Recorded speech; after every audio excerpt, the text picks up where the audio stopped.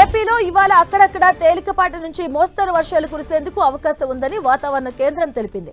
శ్రీకాకుళం, కోనసీమ, తూర్పు గోదావరి, పశ్చిమ గోదావరి, ఏలూరు, కృష్ణా, గుంటూరు, బాపట్ల, కర్నూలు, నంద్యాల జిల్లాల్లో తేలికపాటి నుంచి మోస్తరు వర్షాలు కురిసే అవకాశం ఉందంటూ తెలిపారు. ఇక మిగతా జిల్లాల్లో కొన్ని చోట్ల తేలికపాటి వర్షాలు కురిసే అవకాశం ఉందని పేర్కొన్నారు.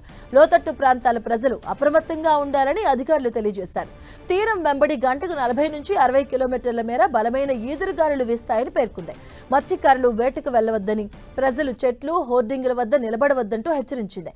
పశ్చిమ మధ్య వాయువ్య బంగాళాఖాతం, ఉత్తరాంధ్ర, దక్షిణ ఒడిశా తీరాల్లో అల్పపీడనం కొనసాగుతుందని రాష్ట్ర విపత్తుల నిర్వహణ సంస్థ మేనేజింగ్ డైరెక్టర్ ప్రఖర్ జైన్ తెలిపారు. ఇది 48 గంటల్లో దక్షిణ ఒడిశా, ఉత్తరాంధ్ర, దక్షిణ ఛత్తీస్గఢ్ మీదుగా పశ్చిమ వాయువ్య దిశగా కదిలే అవకాశం ఉందని వెల్లడించారు.